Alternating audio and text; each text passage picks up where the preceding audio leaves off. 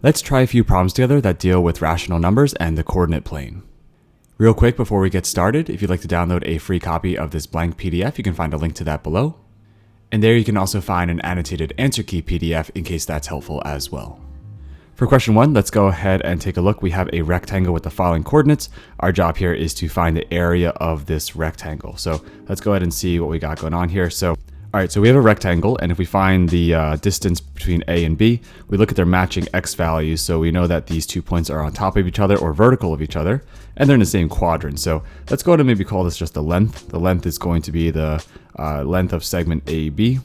Now AB is going to be, because they're in the same quadrant, let's go ahead and subtract the absolute values of their non-matching coordinates. So the absolute value of 7 minus the absolute value of 2. 7 minus 2 is going to be 5, so we have 5 units for the length here. Now, what about the width? For the width, we need to find 2 points that are going to be next to each other instead of vertical of each other here. So we have to find 2 points here that are going to have matching y coordinates. So B and C, for instance, have matching y coordinates. So we can take a look at their x coordinates, and they're in different quadrants. So let's see, B, C. We can go ahead and add the absolute values of this -5 plus this absolute value of 4. Now, absolute value of -5 is going to be 5 plus absolute 4, which is 4. We're going to get 9 units here. All right. So now we have the length and the width. The area of a rectangle is just going to be length times width. Now the area here, length is going to be 5 units, and the width here is going to be 9 units. So if you multiply these together, the area is going to be 45 square units. This right here would be the area of that rectangle. Now, for this next part, if we're going to go ahead and scale this a little bit differently, we're saying each unit represents 6 feet in real life. Then if we look at this rectangle that was 9 units by 5 units, and we're converting it into feet, let's go ahead and see here that we know that each unit here is going to represent 6 feet in real life. So if we have 9 units here, then 9 multiplied by 6 means that we would have 54 feet. That's going to be the length here if we're measuring this in feet. And then here we have 5 units, but each of them is going to be 6 feet. So 5 times 6, that means this other dimension here is going to be 30 feet. All right. So if we have the length and width of this rectangle here, we can say the length is going to be 54 feet. And then we're going to multiply that by the width here, which is going to be 30 feet. And if we go ahead and multiply 54 by 30, we'll find out that measured in square feet, we have an area of 1,620 square feet. So if each one of those units was representing 6 feet in real life, the area of this rectangle would be 1,620 square feet. All right, in part C, let's go ahead and switch to another type of measurement. So over here, it's important to know that 1 yard is equivalent to 3 feet. So that's going to be helpful here. So we can actually just take this 54 feet here. If we have 54 feet, we need to go ahead and divide this by 3 to turn it into yards. 54 divided by 3 means this is going to be 18 yards for this dimension.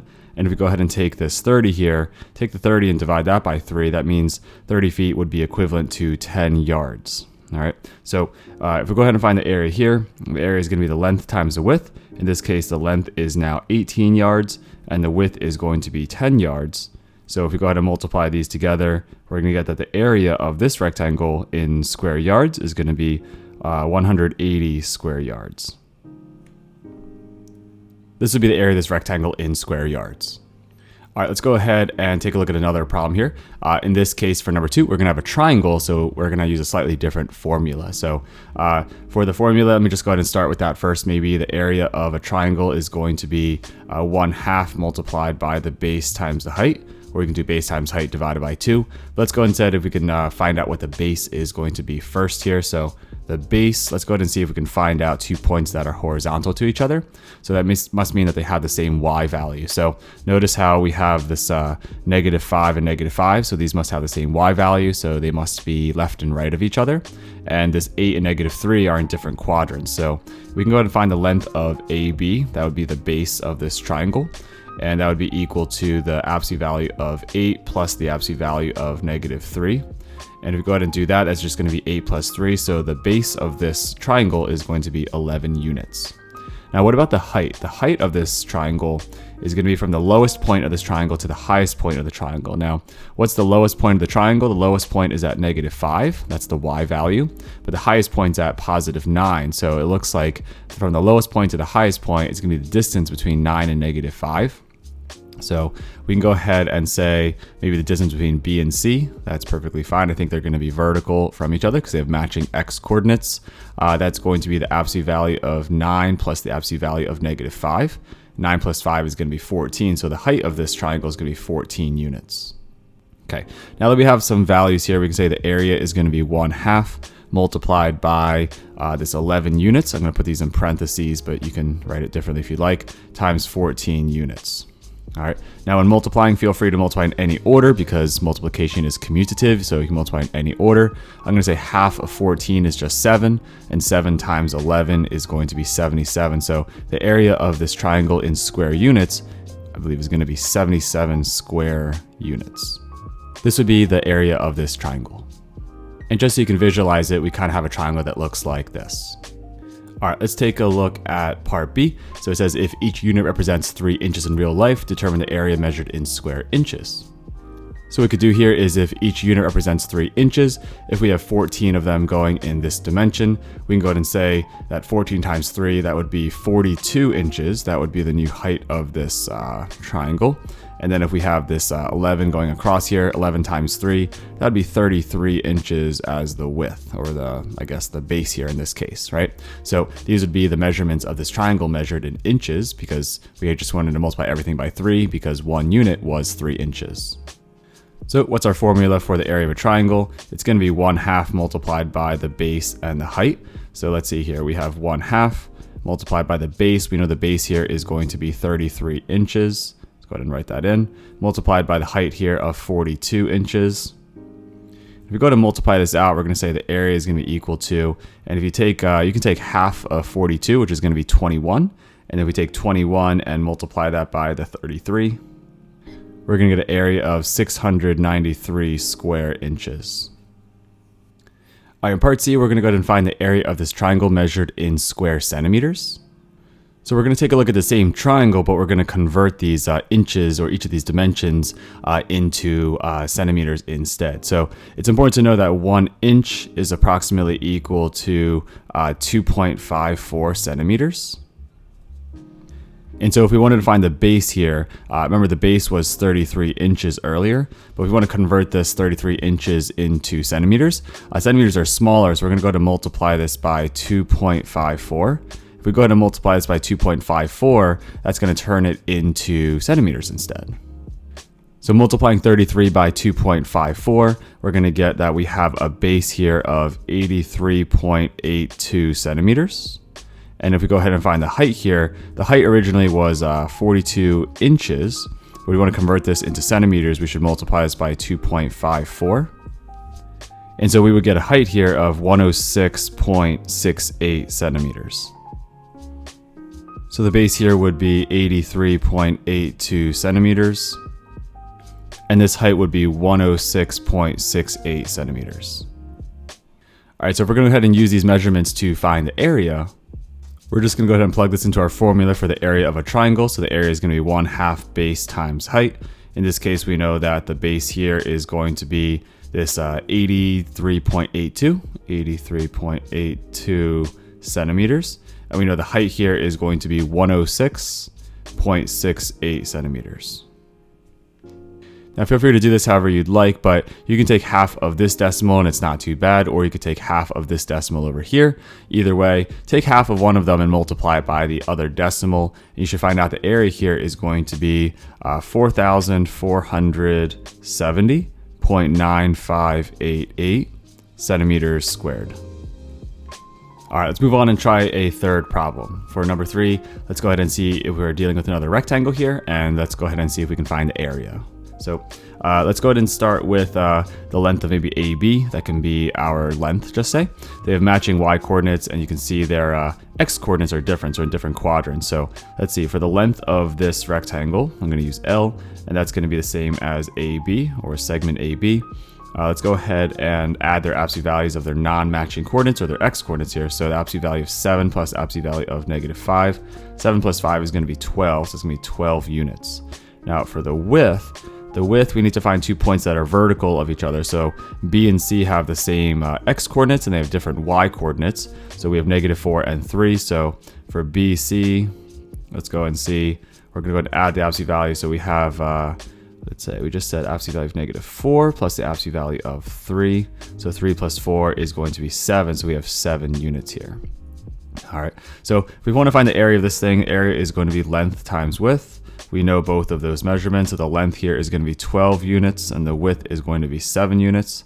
So if we go to multiply here, the area is going to be 84 square units.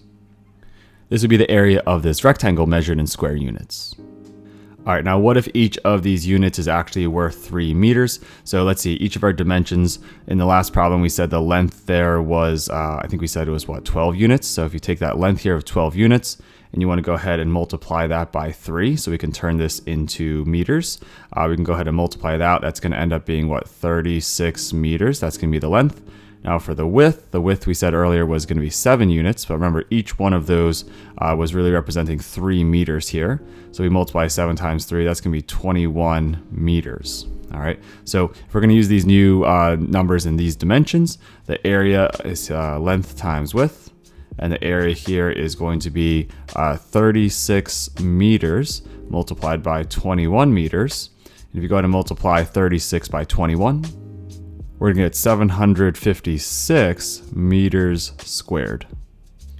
If each unit was representing 3 meters, then we know that the area of this rectangle would be 756 square meters. All right, if we take a look at part C here, let's go ahead and find the area of this rectangle measured in square centimeters. All right, so first of all, we want to remember that 1 meter is the same thing as 100 centimeters. So that's going to be our little conversion there. And if we want to find the new length here, well, the length was 36 meters, right? So 36 meters. And if we want to turn that into centimeters, let's go ahead and multiply this by 100. If we go ahead and do that, that's going to be 3,600, and that's going to be measured in centimeters now. Now for the width here, we can go ahead and just take the 21 meters that we had earlier. And let's go ahead and turn this into centimeters. So each one of those meters is 100 centimeters. So 21 times 100 is going to be 2,100 centimeters. All right. So we have our length and we have our width. So we can go ahead and just use our formula. Area equals length times width. The area here would be equal to 3,600 centimeters multiplied by this 2,100 centimeters. All right. Now if we go ahead and multiply those, we're going to get 7,560,000 square centimeters. This would be the area of this rectangle measured in square centimeters. All right, let's try another problem here. In number 4, we have a trapezoid. Now for the area of a trapezoid, you can just use this area equals the sum of the bases. So base 1 plus base 2 multiplied by the height. And go ahead and take that and divide that by 2. All right, so the bases always have to be parallel to each other. So we have to find points that have the same y coordinates or the same x coordinates. So we take a look here, looks like A and D. If we look at points A and D, they have the same y coordinate, right? So we know that these are going to be horizontal to each other. So these 2 points are next to each other. So let's see, let's go ahead and see, maybe find B1 or base 1. Base 1, we can say that is going to be the length of AD. Now AD is going to be, the length of it is going to be the absolute value of -6.5 plus the absolute value of 8.5. Now, if we go ahead and add those absolute values together, we can find out that it's 6.5 plus 8.5, which is 15. We can say that the base 1 is going to be 15 units. All right, so that's base 1. So we have base 1. Let's go ahead and try to find base 2 now. Base 2 has to be parallel to base 1. So if those 2 points are horizontal to each other or left and right to each other, we have to find 2 more points that are left and right to each other. So check out B and C. Looks like they have the same y coordinate. So we can find a distance or the length of BC by just adding the absolute values of these x coordinates here. So that's going to be BC. And so the length of BC is going to be the absolute value of this -3 plus the absolute value of 2.5. All right, so if we go ahead and add these two together, we can go ahead and find out that the base 2 here is going to be equal to 5.5 units. All right, so there's base 2. Now, moving on to the height here, the height of this trapezoid is going to be the lowest distance to the highest distance of this trapezoid. So what's the lowest y value? It looks like the lowest y values are at -5 and the highest y values are at 7. So it looks like the height here is going to be from the lowest to the highest, and they're in different quadrants here. So if we go ahead and find the height is going to be any distance here from a lowest point to a highest point. I'm not going to go ahead and create another point here, but I do know that it's just going to be the absolute value of 7 plus the absolute value of -5. Because again, keep in mind, it's just going to be the lowest point to the highest point. So this is going to be a total of 12 units. So that'd be the height of this trapezoid, all right? If it feels better to kind of sketch it out and see it and create another point, you can definitely do so as well. But I'm just going ahead and using my knowledge of the coordinate plane to go ahead and kind of reason through what the height value would be here, all right? So let's go ahead and start plugging some values in. The area here is going to be, well, base 1 is going to be 15 units. Base 2, we're going to go ahead and add the 5.5 units. And then multiplying that by h, that's going to be 12 units. And we're going to be dividing this all by 2. All right. So the area here is going to be, well, 15 plus 5.5 is going to be 20.5. And that's going to be units, right? And we're going to multiply this by 12 units. And we're going to divide this whole thing by 2. Now, if you want to, you can go ahead and just divide the 12 units by 2 and say the area is going to be 20.5 units multiplied by the 6 units, right? So you can also write it like this because you have to take half at some point anyway. Now multiplying 20.5 by 6, we can see here that the area here is going to be 123 units squared. This would be the area of this trapezoid. So maybe you could be imagining something that looks like this. It's definitely not drawn to scale, but maybe that'll give you a better idea of what this trapezoid might look like. All right, let's try this next part. We're going to go ahead and see if we can find the area of this trapezoid, given that each unit represents 4.5 meters. Okay, so let's go ahead and turn each of these measurements into their new units here. So if we want to find base 1, we said earlier was going to be 15 units, right? So 15 units, but we're saying that each of these units is representing 4.5 meters. So if we take each of these 15 units and multiply by 4.5, then we're going to get a base 1 here of 67.5 meters. So that's going to be the new base 1 we're going to use in these units. Now for base 2, earlier we said it was going to be 5.5 units, right? So if you take this 5.5 units, each of them are worth 4.5 meters. If we go to multiply 5.5 by this 4.5, then 5.5 times 4.5 is going to be 24.75 meters. Okay. Now, as for the height we said was going to be 12 units, but each of these 12 units is technically 4.5 meters each. So if we go ahead and multiply 12 by this 4.5, that's going to equal 54 meters for the height. Now, if we go ahead and plug this into our formula, the formula is going to be area is equal to the base 1 plus base 2 multiplied by the height all over 2, all right? And so if we plug this in, we're going to get 67.5 plus this 24.75, and we're going to multiply this by the height of 54, and this is going to be all over 2. Now, if we go ahead and add the 67.5 plus 24.75, that's going to be 92.25. And we're going to multiply that by 54 and then divide that by 2 afterwards. Or if you want to, you can go ahead and also divide either one of these numbers by 2. So if you take 54 and divide by 2, we can also say it's going to be 92.25 multiplied by 27. And so if we go ahead and do that for this final step, the area here is going to be, if you multiply 92.25 by 27, we're going to get 2,490.75, and everything's in meters now, so this is going to be square meters. This right here would be the area of this trapezoid. All right, let's move on to some different types of problems. Here, let's go ahead and use our order of operations and our understanding of absolute values to go ahead and evaluate these expressions. All right, so for number 5 here, let's go ahead and use these values. We have A, which is -5, B, which is 3, C is 4, and D is -6. Let's go ahead and use these values. So first things first, let's go ahead and just substitute. So we have the negative absolute value of, and then A is -5. Let's go ahead and plug that in. Minus this 3, so -5 minus 3 inside the absolute value bars, plus D. D is going to be -6. Let's give that -6 a hug here. And then we have minus A, so it's going to be minus and give this -5 a hug. plus this opposite of a. So the opposite of a is going to be a negative 5. And then we have minus d. So minus d is going to be a minus 6. So it looks like my formatting's a little messed up here, but that's okay. What we typically do is just start with the inside with the absolute values. So I'm going to go ahead and start with that.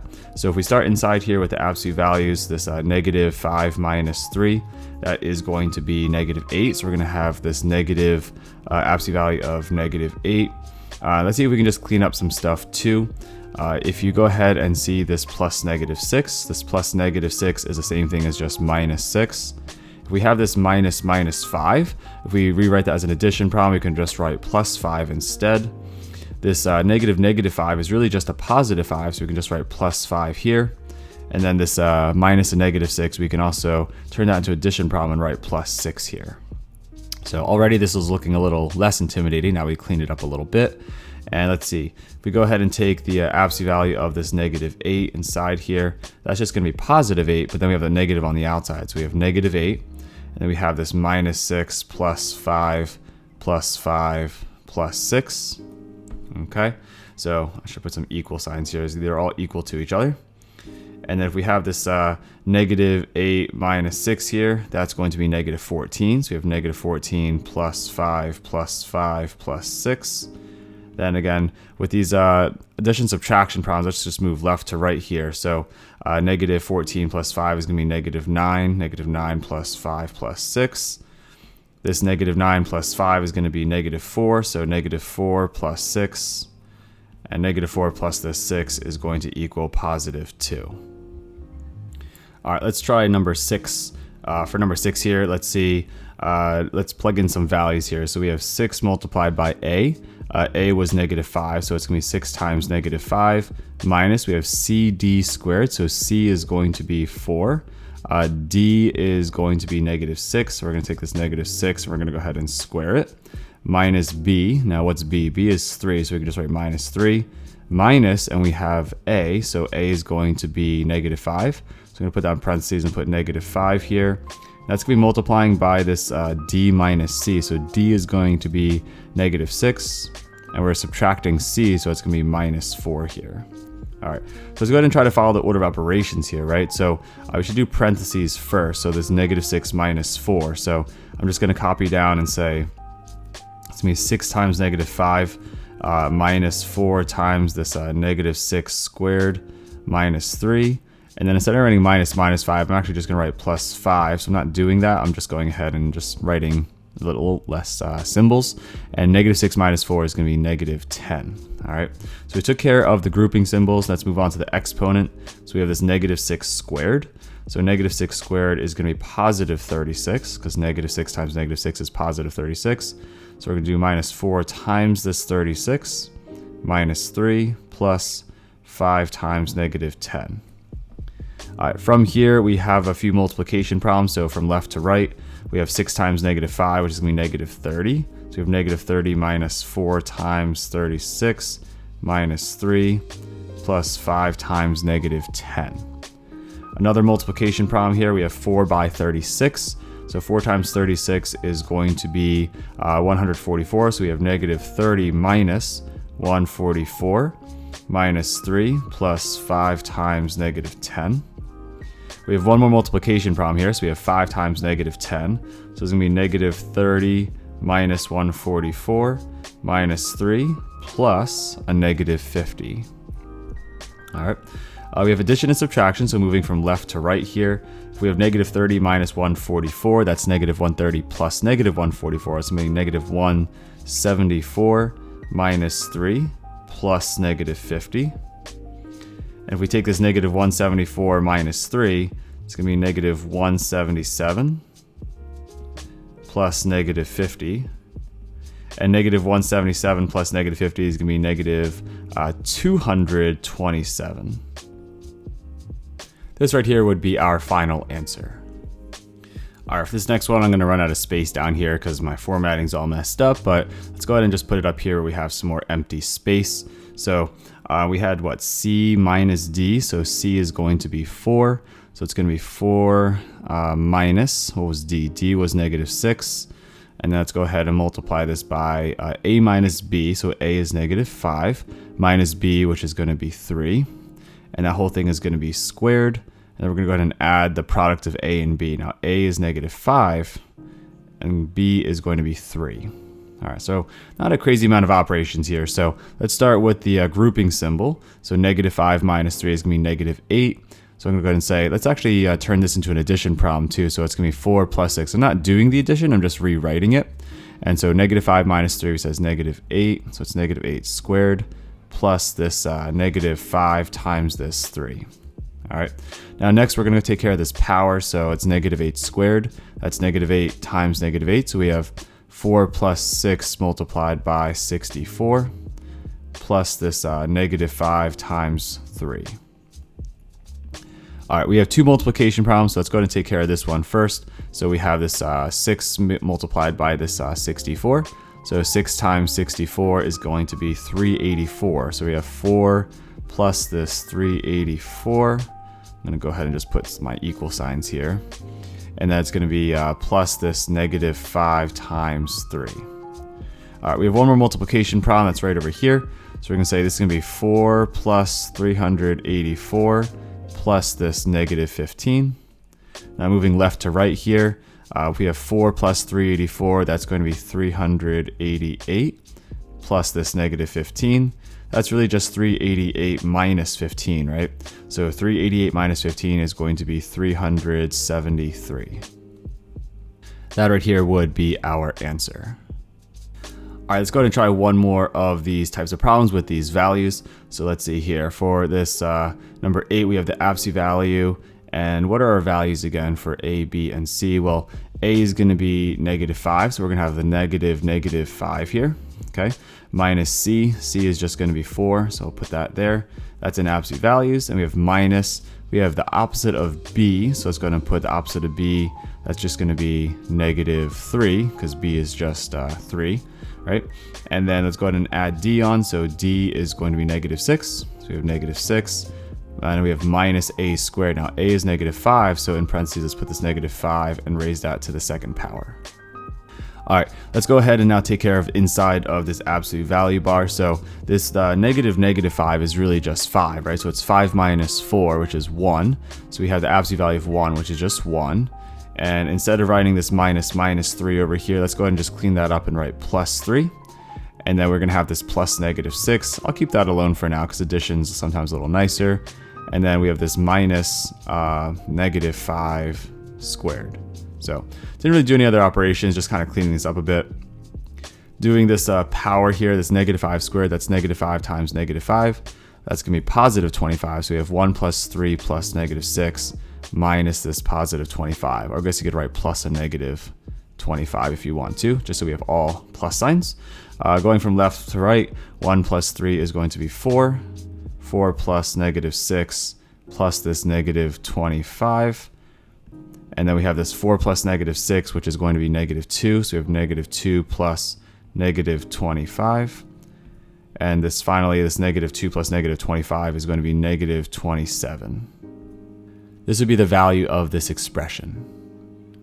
All right, let's go ahead and try a couple different problems now. For numbers 9 and 10, we're going to go ahead and find the average of these numbers. So to find the average here, this is going to be equal to negative 6.5 plus 9.3 plus 5.2 plus this negative 6.8 plus 5.4.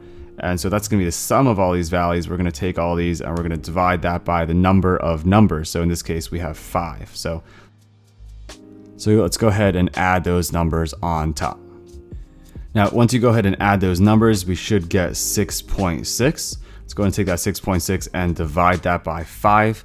If you take that 6.6 and divide it by 5, we should get that we have an average here of 1.32. All right, similar for number 10, let's go ahead and find the sum of all these values and divide by how many numbers there are.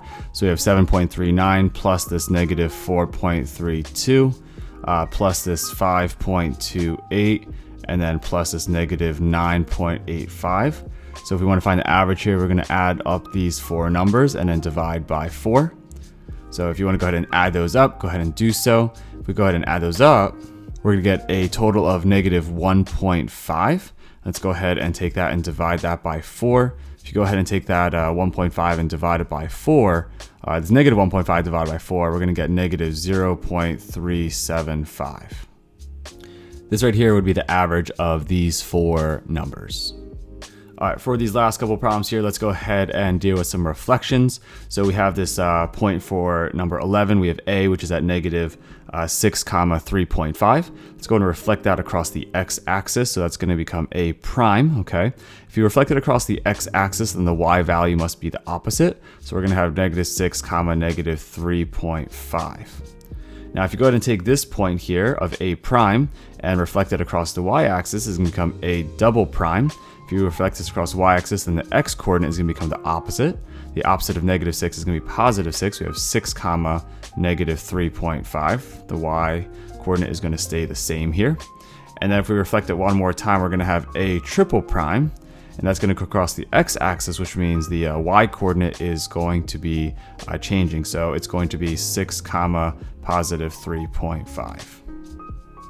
All right, let's check out this last problem for number 12. We have b at 4.3, negative 2.7.